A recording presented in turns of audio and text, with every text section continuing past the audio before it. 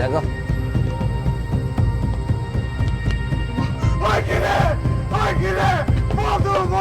খুব কম কথা বলি, তো যখন আমি কথা বলি সেই প্রয়োজনীয় কথাগুলো বলি। তো আমি তো কথা বলার জায়গা থেকে হয়তো অনেক আমার কাছে সেই না বলা কথার রিজার্ভটা রয়ে যায়, যেগুলো আমি চরিত্রের মধ্যে দিয়ে প্রকাশ করার চেষ্টা করি, এবং সেইটা আসলে চরিত্রের সাথে সঙ্গত কারণে যৌক্তিক জার্নি হইলেই সেই চরিত্রে এটা হয়। আর যেই সংলাপ আমার মুখে আসে সেটা কেন দর্শক পছন্দ করে আমি জানি না, সেটা চরিত্রের কারণে পছন্দ করতে পারে বা চরিত্রের কারণে এগুলো ভাইরাল হয়ে যায়।